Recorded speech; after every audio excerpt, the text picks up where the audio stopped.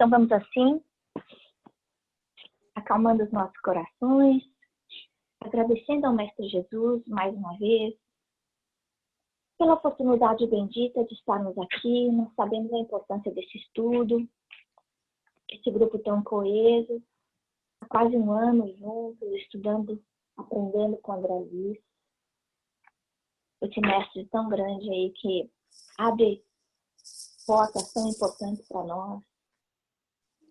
Mas, mais uma vez, essa noite, nós pedimos a presença do mentor, que cuida desse nosso estudo, pedindo que ele abençoe a cada um dos lares, cada uma de nós. E assim nós vamos acompanhando a nossa querida Fabiana para fazer a prece inicial dessa noite. Senhor Jesus, sabemos que quando estamos reunidos em Seu nome, temos a nossa assistência espiritual, da Sua presença, as Suas bênçãos. Estamos aqui com os nossos corações cheios de amor e de boa vontade para fazer parte desse estudo que é preparado com tanto carinho e tanto zelo pela espiritualidade em Sua assistência divina. Então pedimos que nossos respectivos mentores espirituais possam nos acompanhar nesse estudo, nos inspirando, que nossos ouvidos estejam bem abertos para as palavras edificantes que a Ana vai proferir, que nossos comentários possam acrescentar a esse estudo, que eles possam alcançar nosso coração, que eles possam estar presentes nos nossos pensamentos, nas nossas atitudes diárias, das pequenas às grandes, que esse estudo possa aumentar ainda mais o nosso desejo de sermos aprendizes que somos, rumo a essa caminhada longa e edificante, a qual o Senhor nos deu o exemplo. Então peço permissão para que a gente comece os estudos dessa noite, todos com o coração aberto, os ouvidos atentos e com muita fé em Deus. Que assim seja. Graças a Deus. Hoje, eu botei aqui o capítulo 45, na verdade, o capítulo que a gente vai estar estudando nessa noite é assistência, né? Então, a semana passada a gente viu um pouquinho do que estava acontecendo no plano espiritual, antes do trabalho começar na casa da Dona Isabel. E agora a gente vai ver o André Luiz e o Aniceto trabalhando do lado espiritual. Então, de novo, como a Fabi acabou de falar, o trabalho do plano espiritual, em qualquer lugar, quando existe disciplina, boa vontade, estudo, vontade de verdade de aprender, de se melhorar, a gente vai ter o apoio do plano espiritual. E eles vão estar chegando muito antes da gente. Então, a gente está mentalmente ligado, mentalmente se preparando, pedindo o suporte do plano espiritual, o apoio do plano espiritual, prestando atenção na nossa sintonia vibratória durante o dia. Porque o trabalho não vai começar, por exemplo, se a gente chega num centro espírita para o trabalho das 9 da manhã, a gente chega 10 para as 9, 15 para as 9, muitas vezes a gente chega correndo, esbaforido, pegou trânsito, saiu correndo, atrasado. Os mensageiros, os trabalhadores já estão lá há horas antes, preparando o lugar, preparando a sala, recebendo as entidades que estão indo para lá à procura de alívio, de reconforto, né? Então, a gente tem essa consciência da nossa disciplina, da nossa responsabilidade como trabalhadores dessa equipe invisível, né? E aí ele comenta que as entidades, isso eu tinha falado a semana passada, as entidades, os espíritos que estavam chegando para serem atendidos lá, não eram espíritos maléficos, eram simplesmente espíritos doentes, ignorantes, né? E mesmo assim eles chegavam em formas, em estados trágicos, tristes, ao ponto do André comparar as câmeras de retificação, né? Para quem viu o filme do Nosso Lar, ou para quem leu o livro do Nosso Lar, a imagem que ele passa, a descrição é muito forte.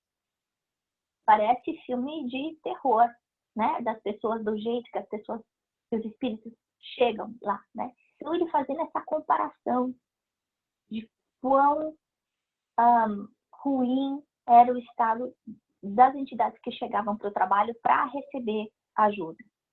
E aí eles começam a fazer passe, dar passe os espíritos, dando passe em outros espíritos, que é um aprendizado interessante para a gente, porque a gente fica muitas vezes pensando no passe simplesmente como coisa de espírita, né? Que acontece no centro espírita, mas o passe nada mais é do que uma transfusão de energia. Essa transfusão de energia, a gente sabe que pode acontecer encarnado para encarnado, encarnado para desencarnado, desencarnado para encarnado. E agora a gente está vendo, desencarnado para desencarnado. Né?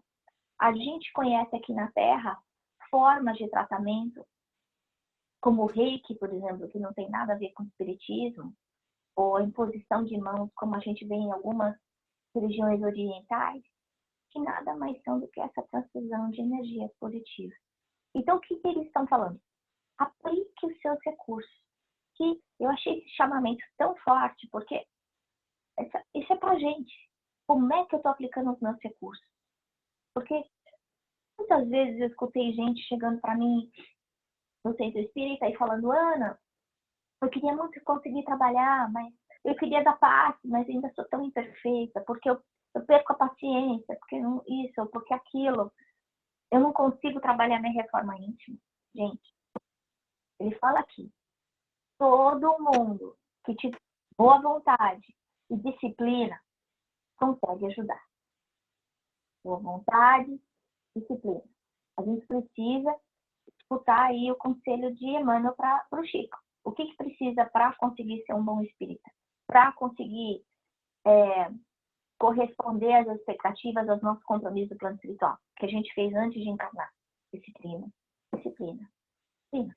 Então, se eu falar, eu não consigo dar passe, eu não consigo ajudar, porque eu ainda sou muito imperfeito, isso daí é desculpa de aleijado.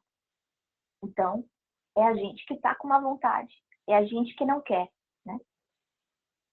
E aí ele fala que por menor que seja a ajuda que está sendo dada, nenhuma manifestação de amor fica perdida. Então, isso também é muito importante a gente pensar, porque a gente sempre fica achando, não, porque quem sou eu para conseguir ajudar essa pessoa, né? Então, muitas vezes eu não estudei tanta doutrina espírita, ou eu não tive chance de ir na escola, ou eu moro num lugar tão simples, tão longe.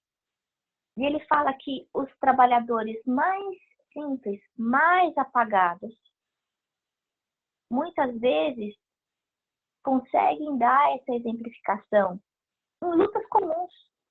Exemplos, muitas vezes o meu exemplo de fé, a minha palavra amiga, o meu gesto de amor, de carinho, de empatia, vai valer muito mais que um remédio. Né? E ele comenta isso depois, o Aniceto, pro André Luiz.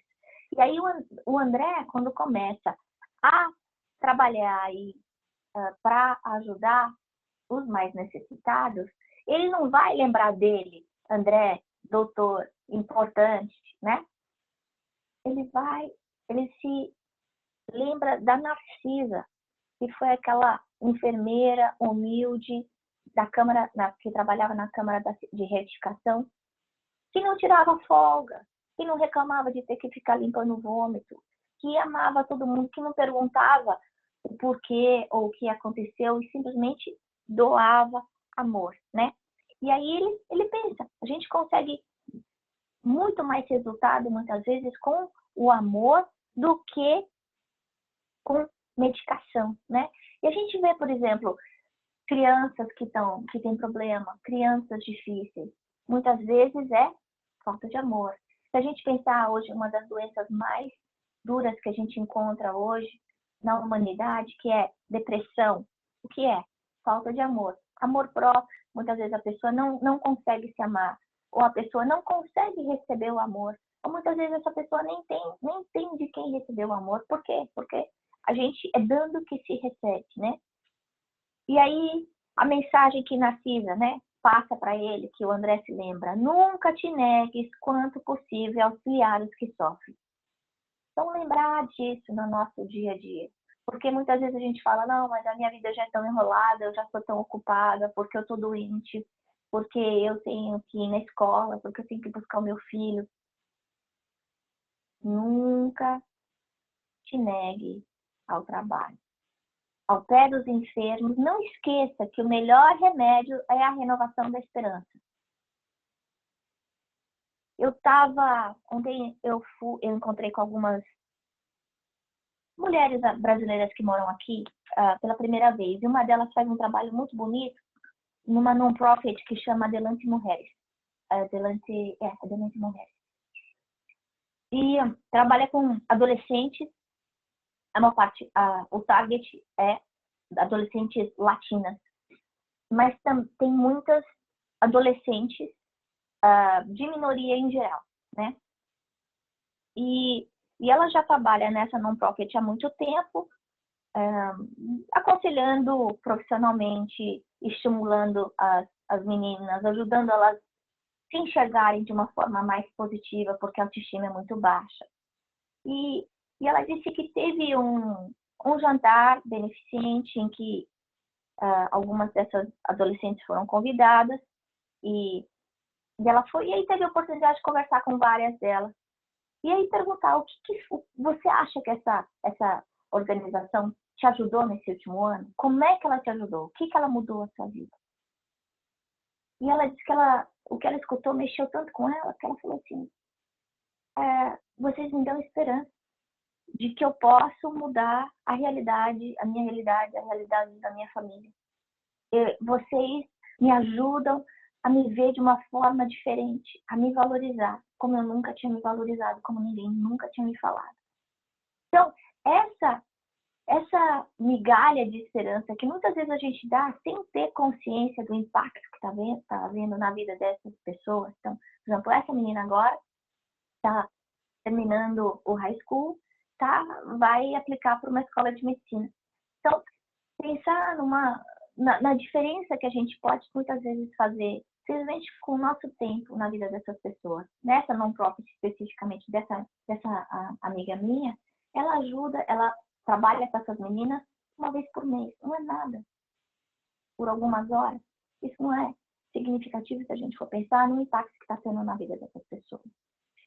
A outra coisa que a Andréa lembra da Narcisa falando é que mesmo que a gente encontre pessoas amargas, difíceis, azedas, enfermas, emocionalmente, mentalmente, né? Porque a gente sabe que o criminoso, o mal, ele simplesmente ele desconhece a verdade, ele desconhece Jesus. E está falando, não é para você maldizer, não é para você amaldiçoar, é para você amar, né? Como Jesus fez conosco. Anima, eleva, educa, desperta, sem ferir os que ainda dormem. Então não é para eu humilhar. Como é que eu animo? Como é que eu elevo? Como é que eu educo? Através do meu exemplo. Não é através das minhas palavras, os gestos ríspidos, é através do meu exemplo. E aí ela fala, Deus opera maravilhas por intermédio do trabalho de boa vontade. E boa vontade não tem sexo, não tem idade, não tem nacionalidade, não tem conta no banco. Boa vontade simplesmente é o desejo e a execução do bem, né?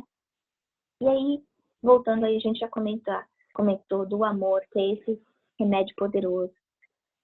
O André começa a ajudar algumas pessoas, como vocês leram no capítulo, e a gente vê que para a cura, isso serve para a gente aqui, para haver a cura, precisa existir a fé de quem dá, né? E a fé de quem recebe.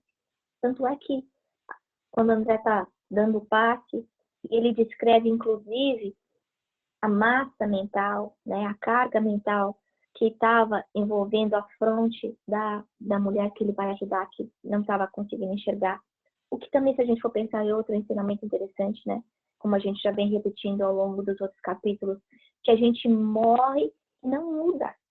Então, se eu não enxergava durante a vida, muitas vezes eu vou chegar do outro lado, se eu tenho esse conhecimento do que acontece após a morte, eu vou achar que eu vou continuar sem enxergar. Quando o que não faz a gente enxergar é o quê? É o nosso aparelho visual, que não existe quando a gente está desencarnado. Existe no corpo, né? O espírito enxerga como um todo, ele sente como um todo. E aí, ele pergunta para essa mulher enferma: você não acredita em Jesus? Você não confia em Jesus? Calma. Então, duas lições importantes, porque quando a gente está sofrendo, muitas vezes a gente fica ansioso, fica nervoso. Isso não ajuda a solução de nenhum problema. Então, ele está dando dois conselhos importantes que a gente pode aplicar no nosso dia a dia, na hora das dificuldades. Um é o controle da nossa emoção. Esse descontrole, desequilíbrio, não resolve problema nenhum. E o segundo é confiar em Jesus, ter fé.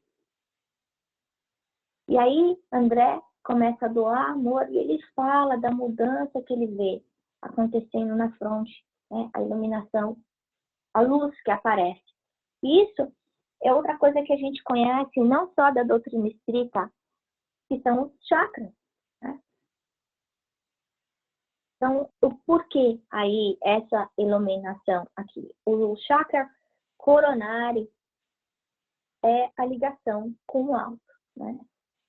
O chakra frontal, que fica aqui na frente da nossa cabeça, é o que gera os nossos pensamentos. Então, a gente vê aí que essa ligação mental que ele está fazendo, o desejo sincero de ajudar, simplesmente imanta, né?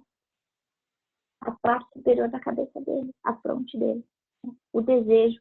Isso que também vai acontecer quando a gente está agindo dentro de casa, falando bem, falando mal, fazendo bem, fazendo mal, pensando bem, pensando mal. Se a gente for pensar que as doenças que a gente tem no corpo são sempre herança, reflexo da carga mental que a gente traz, né? Tanto dessa vida quanto de outras vidas, porque algumas doenças, elas vêm aí herdadas de encarnações anteriores, de erros anteriores que nós cometemos. Outras simplesmente pela nossa invigilância, né? Então a gente pensar que esse nosso pensamento vai estar impregnando o nosso campo mental, vibracional, né? Tanto durante a vida, enquanto a vida aqui na Terra, quanto após a morte, né? E finalmente aí, ele quando consegue fazer a cura, né? Lembrando que ele não consegue fazer essa cura para todo mundo. Por quê? Porque a cura depende de onde a gente está. A cura vem de nós também. É a gente estar pronto para receber. Isso é importante a gente lembrar, porque muitas vezes a gente reclama do sofrimento, mas a gente não está estendendo a mão para receber, a gente está de mão fechada. Então, as bênçãos estão vindo e a mão está fechada. É como se eu estivesse com um guarda-chuva aí, me protegendo de todas as bênçãos que estão caindo ao meu redor. Então, a primeira coisa que ele está falando aqui da humildade é: todo o bem vem de Deus. Então, quando a gente perceber alguma coisa boa, a gente lembrar que a nossa conquista material, espiritual, não é só nós. Que a gente não faz nada sozinho. E todo o bem que acontece na nossa vida, a gente lembrar de ter gratidão. Agradecer a Deus, agradecer a Jesus. Né? Lembrar que nós somos instrumentos, é para isso que a gente está aqui. Nós somos instrumentos da divindade. E qual que é o nosso papel como instrumento? Não adianta a gente ter um instrumento quebrado, um piano desafinado. Né? A gente tem que trabalhar a nossa reforma íntima diária. Né? Então, essa luta incessante, contínua, intensa, conosco mesmos, vigiando o nosso pensamento, nossos sentimentos, nossos atos, colocando o espelho na nossa frente, pensando como é que eu estou hoje em comparação a uma semana atrás, a um mês atrás, a 10 anos atrás. A gente está com boa vontade o tempo inteiro, não ficar fazer as coisas obrigado, pequenas coisas, como ele falou, né? no exemplo da Narcisa. Então, não importa se eu estou lavando roupa, se eu estou varrendo o chão, se eu estou governando um país, se eu estou dirigindo um carro, eu fazer com amor, né? Não com cara feia, amarrada, reclamando, maldizendo. E a outra coisa que ele fala, que também a gente escuta de Allan Kardec, é a importância do estudo.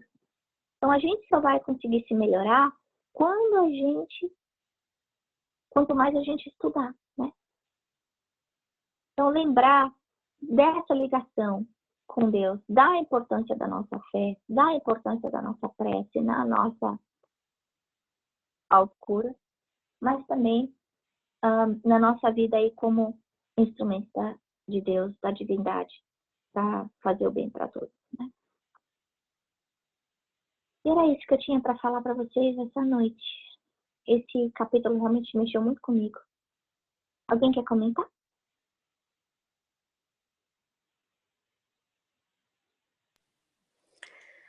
Ana, esse capítulo mexeu muito comigo também. São essas coincidências da vida, né, que não são muitas coincidências. Hoje esse capítulo caiu como uma luva para mim, porque uma colega de trabalho me ligou passando uma paciente para eu atender a domicílio. E a princípio eu fiquei muito receosa, pensando se eu teria capacidade de atender aquela paciente, fiquei preocupada em saber qual era o diagnóstico e o tratamento que ela precisava, porque o atendimento a domicílio ele acaba ficando um pouco limitado em termos de recursos, né? Então, na hora que eu li aquele pedaço em que o André se pergunta, nossa, mas eu sou capaz, eu estou preparado para fazer esse atendimento?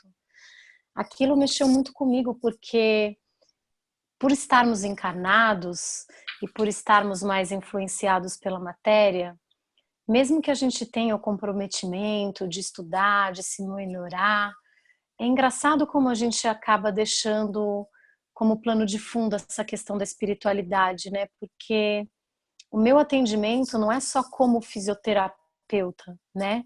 A gente tem toda uma assistência da espiritualidade, uma maneira que eles funcionam de organizar esses encontros e essas necessidades, a demanda com a oferta, daquilo que alguém precisa e aquilo que eu tenho para oferecer. E aí eu li esse capítulo e fiquei bastante impressionada, porque tudo bem a gente desconfiar um pouco das nossas capacidades, como o próprio André desconfiou e como a gente desconfia muitas vezes, mas a gente nunca pode desconfiar da capacidade da espiritualidade em nos assistir quando a gente tem a proposta da boa vontade.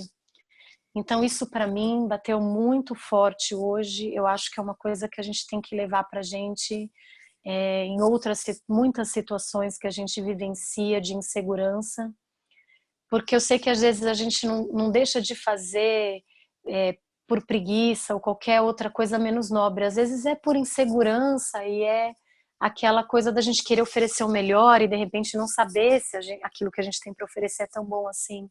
Mas a espiritualidade sabe o que é o melhor para a gente e para as outras pessoas com quem a gente se relaciona. Então ela vai colocando as coisas no nosso caminho, essas oportunidades. E o que a gente precisa ter é a boa vontade e a fé de que estamos sendo assistidos para oferecer o que a gente tem de melhor. Isso aí, muito interessante, né? Aquela história que o acaso não existe mesmo, né? São aquelas coincidências que não são coincidências, né? Eu não acredito mais em coincidências mesmo. Hoje é um dia que eu faço o evangelho no lar.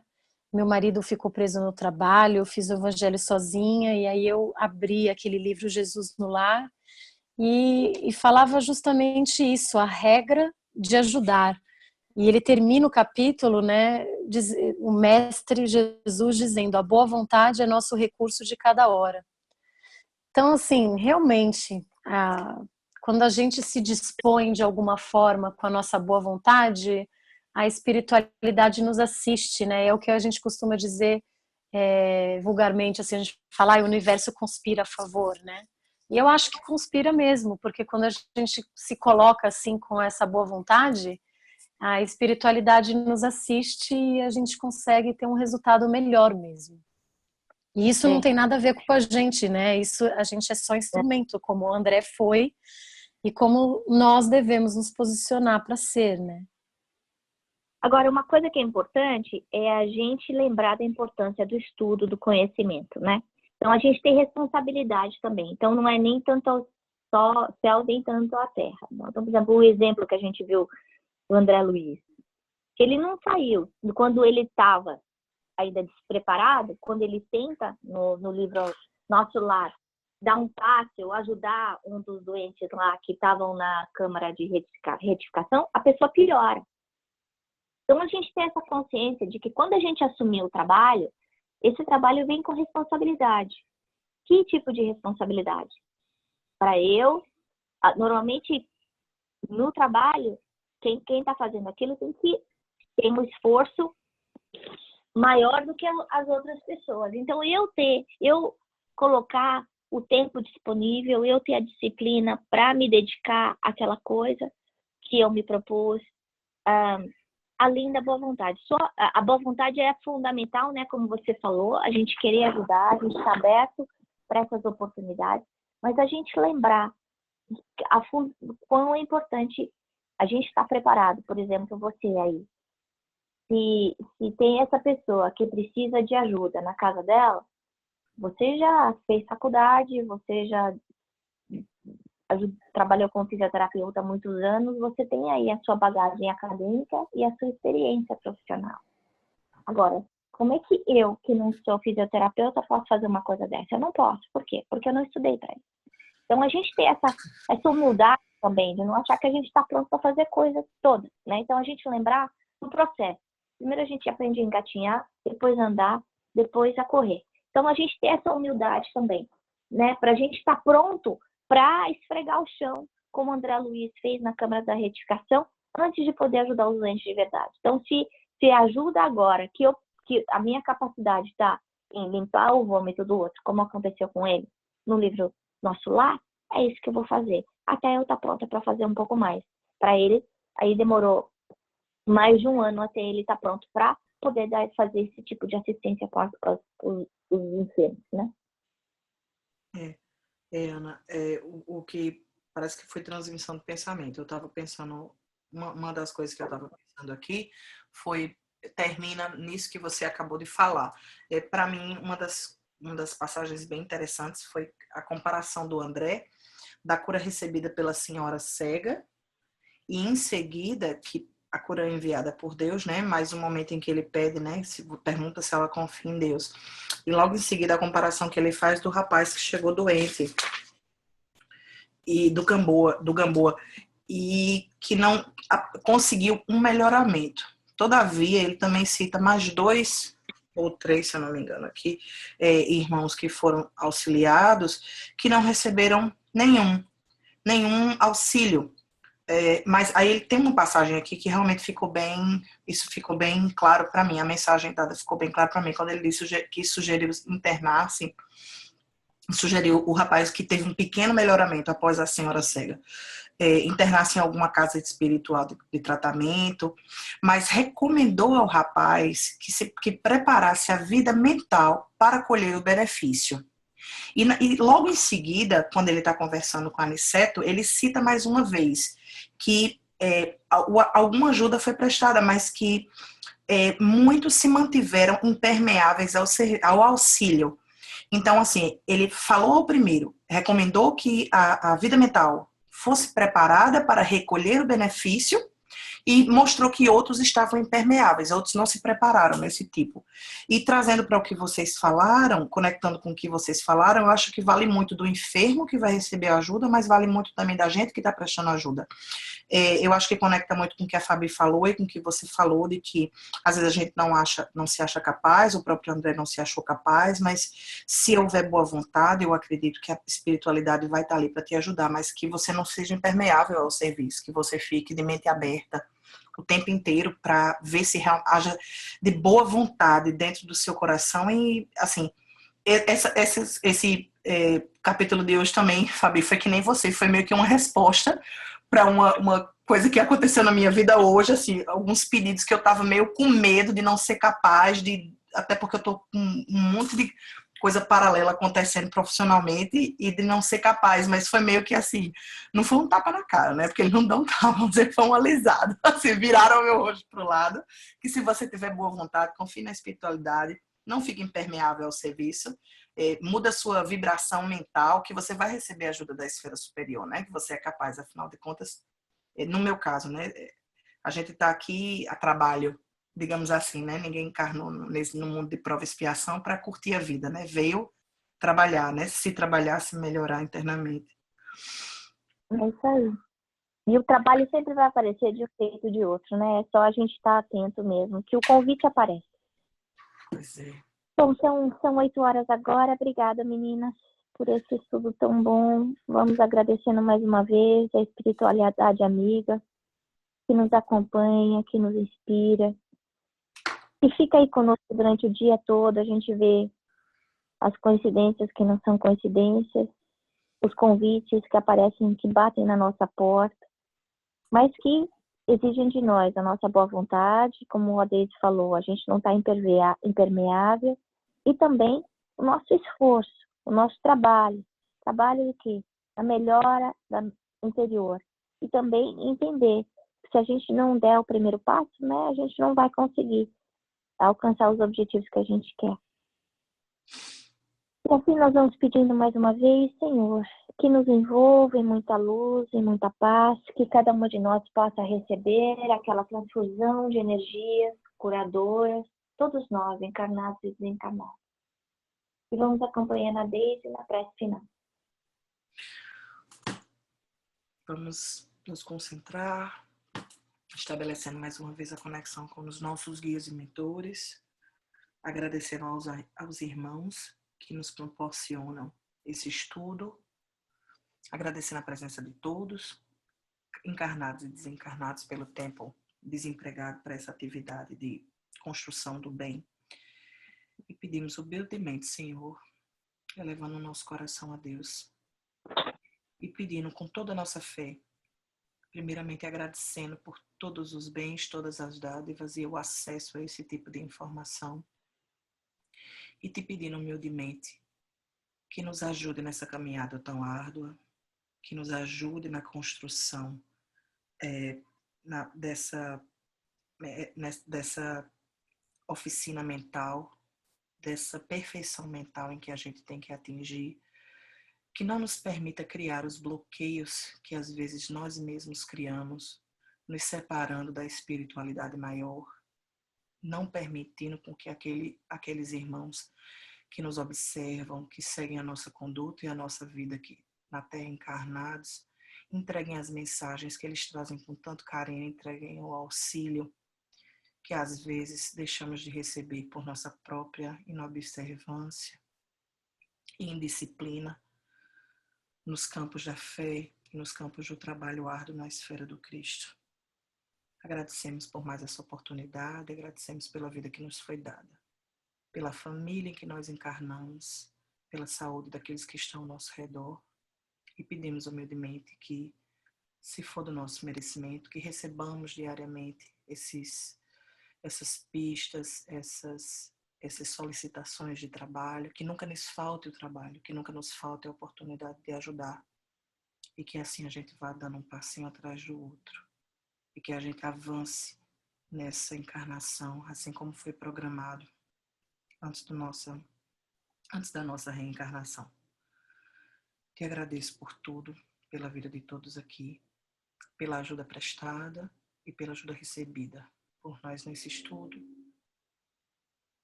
e que esteja sempre conosco, meu Pai. Que assim seja. Que assim seja. Que assim seja. Graças a Deus. Ai, gente, que bom.